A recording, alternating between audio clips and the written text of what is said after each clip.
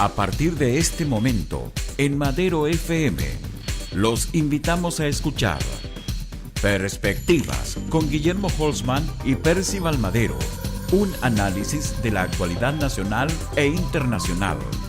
Perspectivas, a esta hora en Madero FM. Bienvenidos.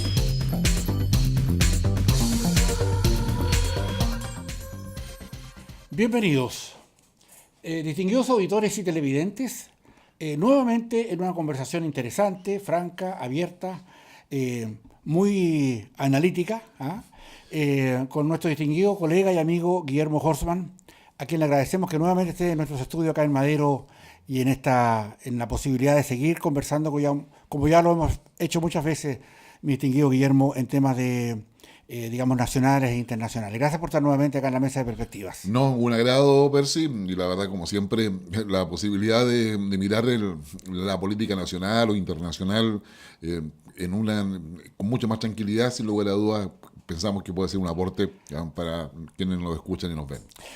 Hoy día vamos a tocar un tema muy interesante que tiene que ver con sociedad e iglesia, los cambios que vienen. Estamos hoy día entrampados en nuestro país en una discusión importantísima respecto a lo que significa la iglesia, particularmente por la condena, yo diría pública, más que todavía jurídica, a los abusos y a las cosas que ha cometido algunos de los miembros de la iglesia.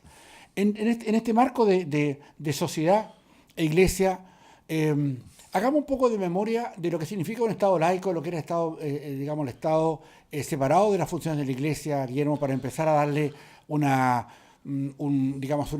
perspectiva a esta conversación. A ver, yo diría lo primero que debemos tener presente es que América Latina tiene una fuerte influencia de la Iglesia Católica y del cristianismo en general. Eso tiene que ver con la colonización que hace España, ¿no es cierto?, digamos, ya desde el siglo XVI en adelante, con la llegada de Cristóbal Colón, y todo el proceso que se vive en aquella época para poder sumar los territorios de América Latina a la corona española.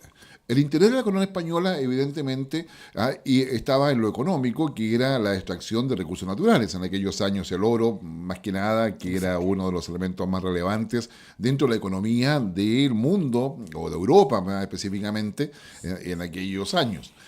Posteriormente, y junto con eso, quienes acompañan el proceso de colonización, pensando que la corona española era católica, son justamente una serie de sacerdotes, de miembros de distintas congregaciones dentro de lo que ya era una iglesia católica consolidada y que venía saliendo de todo lo que era el periodo de Edad Media dentro de la historia europea, y que de alguna forma encontraba en la corona española un paraguas donde cobijarse, y dentro de eso el proceso de colonización iba acompañado entonces del control territorial, la neutralización o dominio sobre los pueblos aborígenes que habían o se encontraban ellos en aquel minuto, la extracción de recursos minerales especialmente, y acompañado de ello venía todo el proceso de conversión de quienes estaban en estas tierras al catolicismo, y para eso había toda una organización que se instalaba junto con los conquistadores.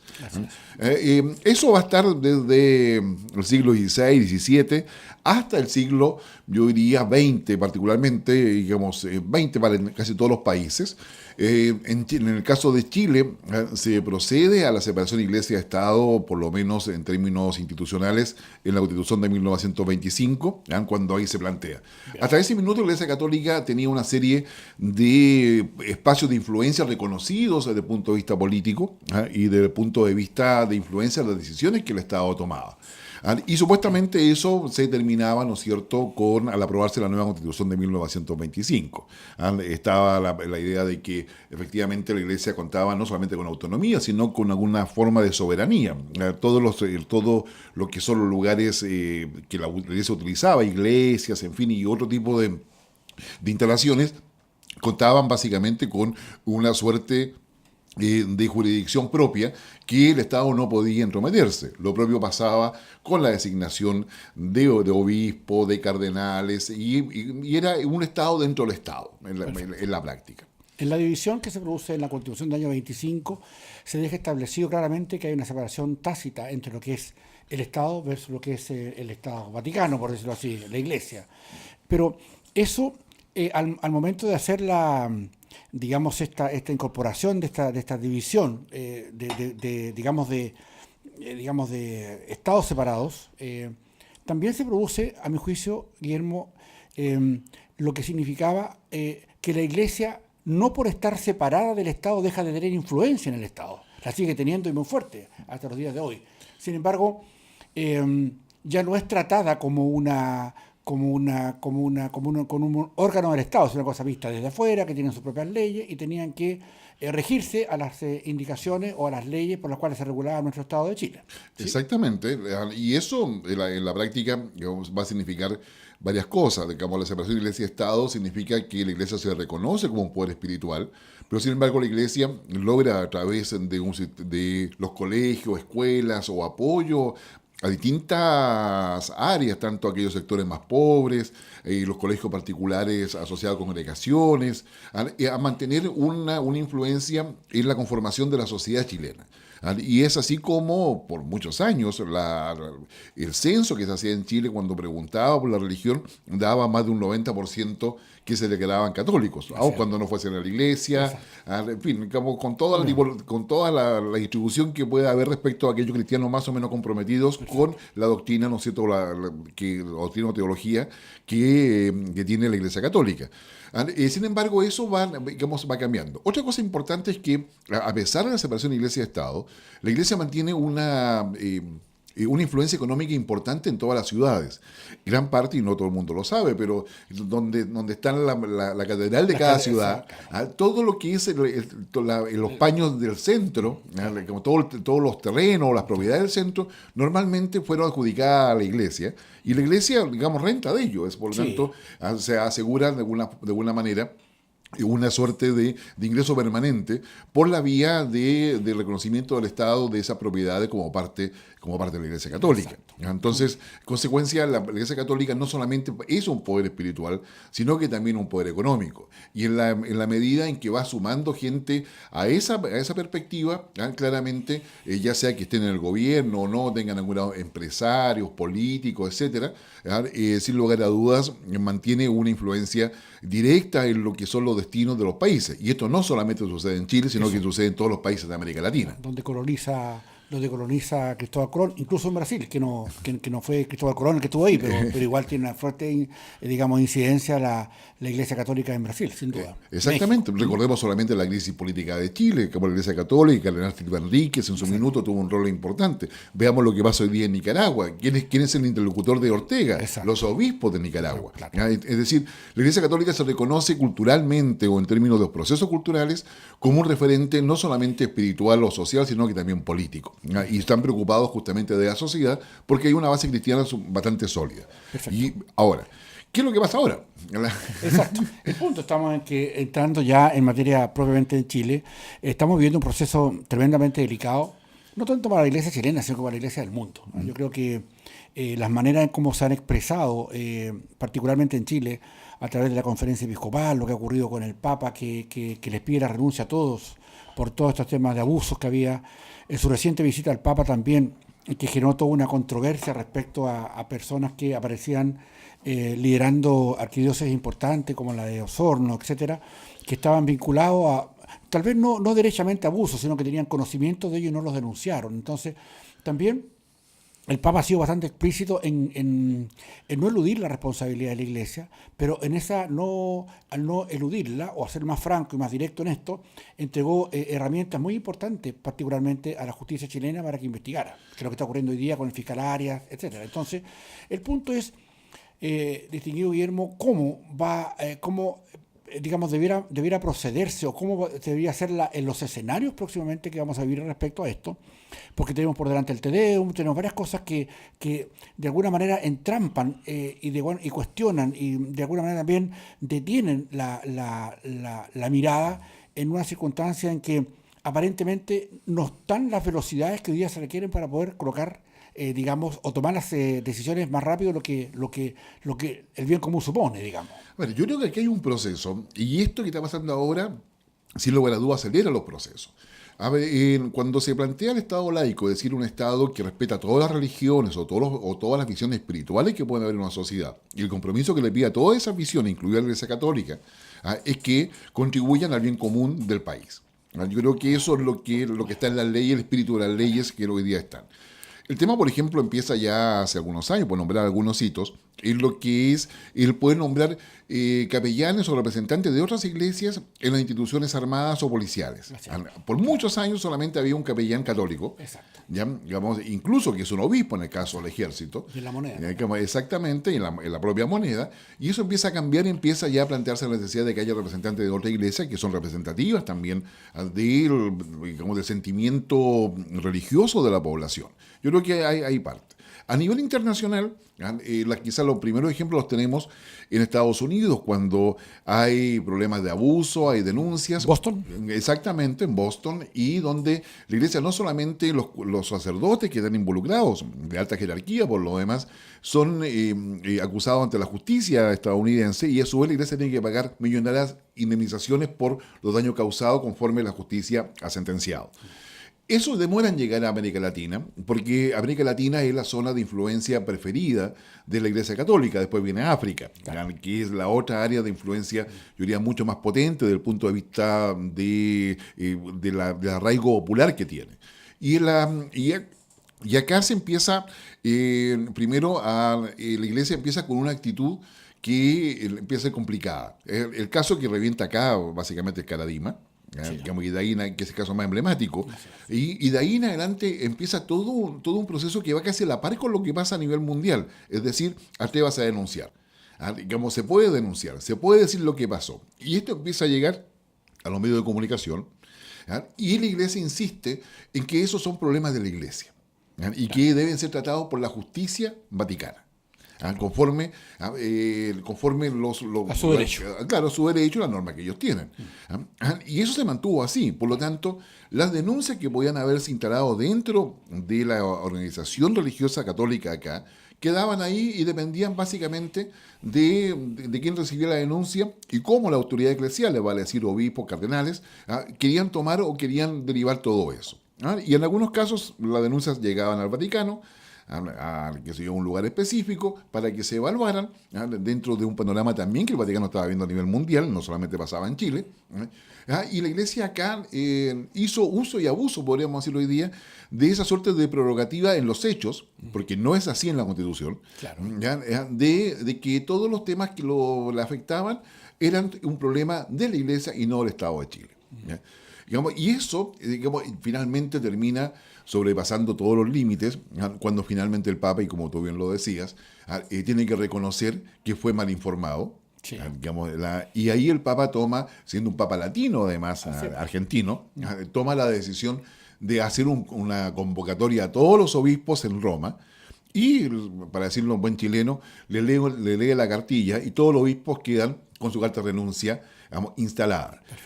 Porque una de las conclusiones de por qué hace eso el Papa tiene que ver con el hecho de evitar que alguna de las altas jerarquías que había en ese minuto pretendiese renunciar por edad.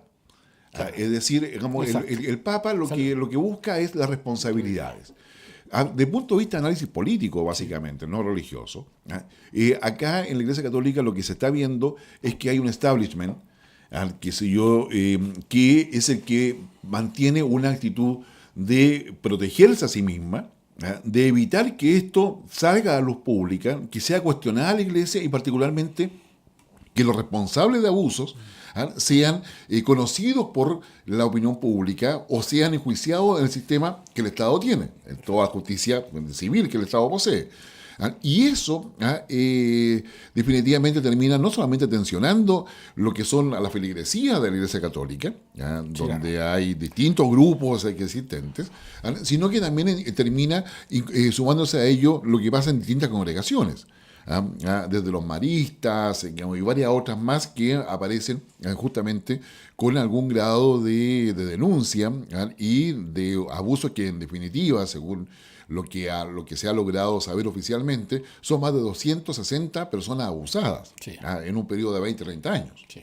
Ahora, es verdad que en todas las instituciones y las organizaciones humanas siempre existen circunstancias que son a veces dignas de análisis porque no representan, digamos, el sentido de esa organización. Quiero decir con esto que no todos son delincuentes. Exactamente. Ya hay una gran cantidad y una enorme cantidad de personas. Ya en Chile no tenemos tantos sacerdotes, hay solo 2.500. ¿Ya? Y yo creo que de estos están involucrados menos del 5%, el 140 casos. ¿Ah? Y creo que eso que representa, que son importantes sin duda, creo que la Iglesia no actuó debidamente o no midió las consecuencias para haber sacado estas manzanas podridas antes del tema. Claro. A pesar de que se les dijo. Sí, claro. Digamos, el problema ahí, Percy, con lo que tú dices, es que los jerarcas de la Iglesia que tomaron las decisiones, porque finalmente la decisión no fue de los niveles medios de la Iglesia Católica chilena, fue de los niveles superiores. Sí. Y por eso el cuestionamiento es a todos los obispos. Exacto. Estén o no relacionados con los casos, finalmente ellos estuvieron de acuerdo en tapar todo eso, qué sé yo, y no hicieron lo necesario para poder evitar llegar a este punto. Claro. ¿Ya? Entonces, yo diría, ahí hay un tema respecto a por qué la Iglesia Católica, digamos, protege a quienes han sido abusadores o quienes hay sospecha de abuso, o las condiciones para que ese abuso sucediese, que son los tres elementos. O también que sabiendo de un caso se prefirió trasladarlo y no enfrentarlo, se le mandó a otro lugar, digamos. Exactamente, entonces hay un tema de justificación que no se condice con lo que la sociedad hoy día, la sociedad católica particularmente, y por supuesto el resto de la sociedad que está mirando esto desde la vereda del frente, no se condice con lo que se espera. Yo creo que ahí hay un tema muy de fondo. Y acá yo creo que hay que separar mucho para no contaminar la discusión. O sea, no corresponde acá, desde el punto de vista de análisis, mirar si acaso el celibato le corresponde o no a la Iglesia, porque eso es un tema teológico doctrinario, claro, que tiene que resolverlo el Papa. Tampoco corresponde, digamos, si acaso discutir si debieran haber sacerdotes mujeres o no. Eso también es un tema teológico doctrinario y corresponde a la doctrina católica, y eso es del área exclusiva de decisión a nivel Vaticano, a nivel del Papa, y la Congregación de la Doctrina y la Fe, que deben definir todo ese tipo de cosas. Acá estamos hablando de otra cosa distinta. Estamos hablando que sacerdotes, siendo ciudadanos chilenos, cometen un abuso que está, digamos, tipificado como delito. Y frente a un delito que se comete frente a un menor o frente a otra persona, la Iglesia Católica lo ampara, lo justifica o lo oculta. Y eso es lo que hoy día se está viendo en la Fiscalía, es decir, cuando la justicia, a través de la Fiscalía, empieza a indagar y hace gestos que parecían imposibles, como el hecho de que vaya a incautar la documentación, tal cual lo hace con una persona que es sospechosa o que tiene una acusación, la Fiscalía investiga e incauta y va a tu oficina, a mi oficina, y saca todos los computadores, como me pide toda la correspondencia, para poder hacer la investigación respectiva. Cuando eso se rompe, yo diría la curia superior de la Iglesia Católica queda al desnudo. Claro. O sea, tiene que tomar una decisión. ¿Coopera o no coopera? E incluso en esa área, algunos jerarcas de la Iglesia Católica plantean que vamos a hacer un convenio con la Fiscalía. O sea, es decir, yo veo lo que le entregamos o no. ¿Y cuál es el argumento? Yo creo que eso es lo interesante. Es que no podemos entregar el argumento porque tenemos que guardar la confidencialidad, la privacidad de quien está denunciando. Pero sucede que si así fuese, o sea, no se vuelven a investigar muchas cosas, como tanto en la Iglesia Católica como en otras partes. Exacto. Y acá lo que corresponde es que hay una sola justicia para ese tipo de delitos. No hay dos justicias.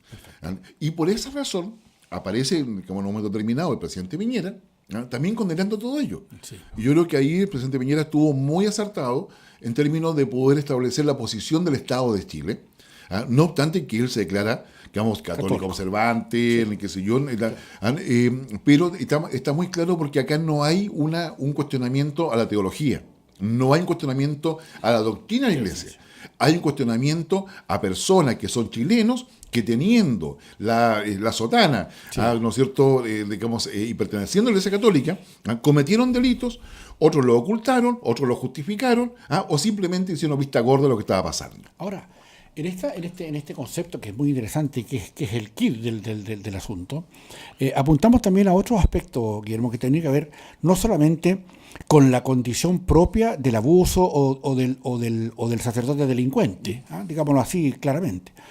También hay otros intereses en poder, más allá de que esto sea, que tengan una culpabilidad, y en eso la responsabilidad es mayor aún en la Iglesia, yo diría que en la jerarquía de la Iglesia, particularmente en la Conferencia Episcopal de Chile, en que hay aspectos obviamente políticos que buscan y que buscaron siempre debilitar la Iglesia Católica, particularmente porque la veían como como una amenaza a que todo lo que buscan es más bien mantener un establishment general político. ¿Te fijas? Es decir, la Iglesia de alguna manera fue vista por algunos sectores políticos, particularmente en la izquierda más profunda, como una valla que contenía muchos de los aspectos de lo que eran los avances en materia.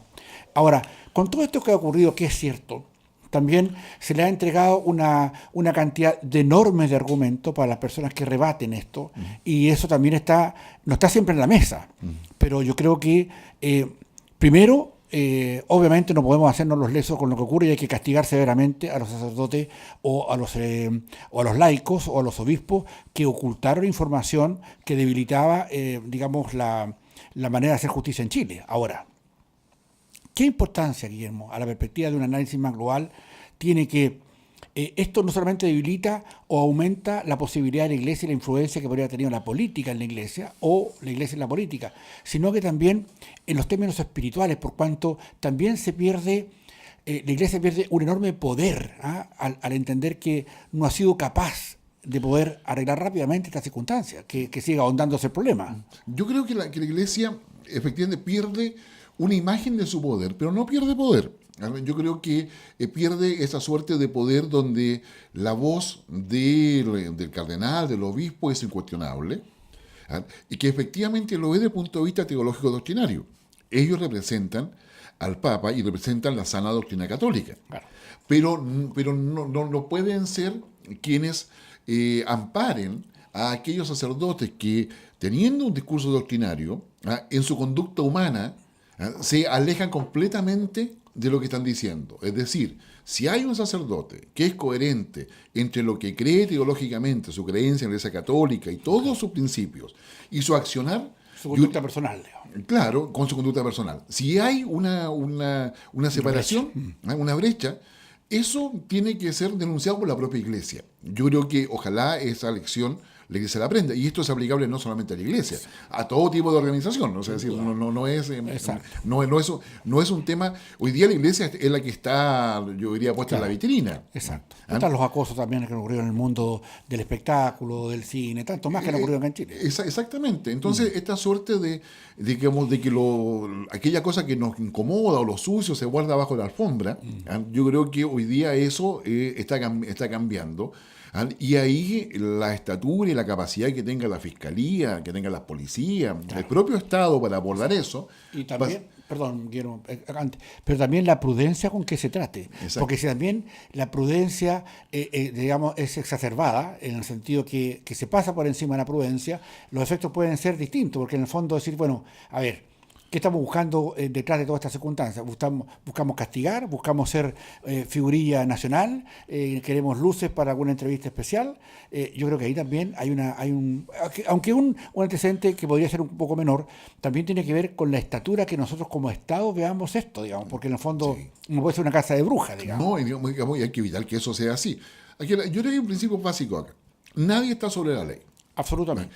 La ley está para cumplirla, independiente de que me guste o no me guste la ley, o que esté de acuerdo o no de acuerdo con la ley. ¿Ya?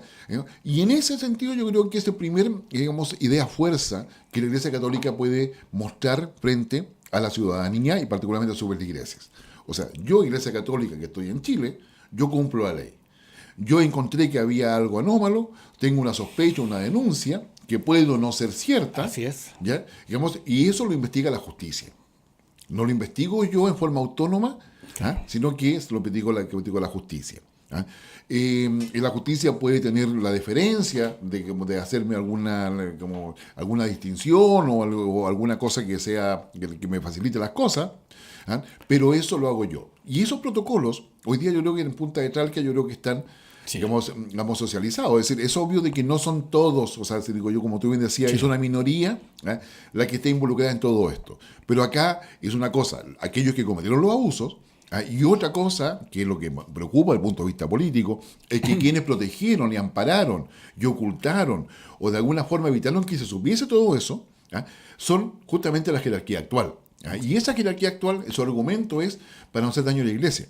Y es ahí donde está el cuestionamiento. O sea, no hacerle daño si eso está pasando y yo no hago nada, quiere decir que tengo el cáncer dentro de la institución. Claro. ¿Ah? Y para que nadie sepa que la institución tiene cáncer, no digo nada. Exacto. Ese es el cuestionamiento ético-social, ¿ah? Que hay hoy día a la iglesia, que no solamente es de aquellos que están dentro de la iglesia son católicos, ¿ah? Sino que también los que están mirando desde fuera, porque nadie desconoce la relevancia que tiene la iglesia católica como pilar social de nuestro país. Esto va a generar un movimiento que ya se vio en la aceptación de algunas renuncias que aceptó finalmente el Papa, en el caso del arzobispo Barros de Osorno, y otros más que se vinieron después. Pero también tiene que ver con que esto, yo creo que va a apurar, pienso yo, no sé cuál es tu mirada, todo lo que se va a generar dentro de la conferencia episcopal. Yo creo, a mi juicio, con la experiencia que al menos tengo en conocer de lo que significa, digamos, la espiritualidad en el mundo occidental,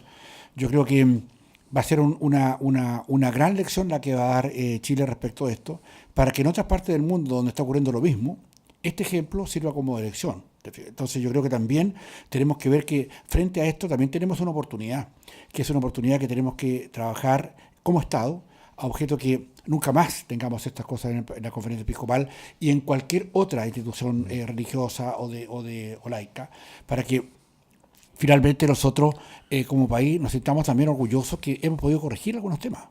No sé qué te parece a ti. Yo creo que sí, es decir, yo creo que hoy día la iglesia tiene una oportunidad. Yo creo que esto hay que mirarlo con la perspectiva de un vaso medio lleno y no medio vacío. Yo creo que hoy día tienen que haber gestos importantes, es decir, cuando hay crisis, digamos, y tú y yo hemos vivido más de alguna, digamos, Sí.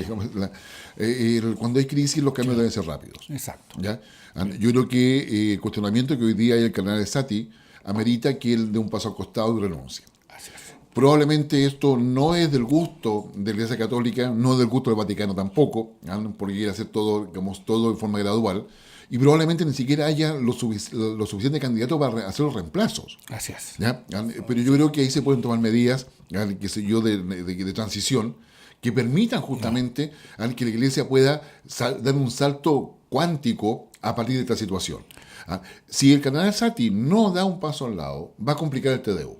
Pero de hecho ya la Eso es obvio. presidenta de la Cámara de Diputados ya dijo que ya no iba ya. Exactamente. Entonces Ya tensiona el tema. claro, entonces, ¿qué es lo que está cuidando el canal Sati? ¿Ah? Que por su jerarquía no lo puedan seguir acusando. ¿Ah? Está tensionando la relación Iglesia-Estado. Sí. En esa perspectiva. Yo creo que, perdón. Sí, y en esa perspectiva, él al momento, en el no hacerse cargo de que también tuvo responsabilidad en eso, implícita o explícita, Sí. ¿ya?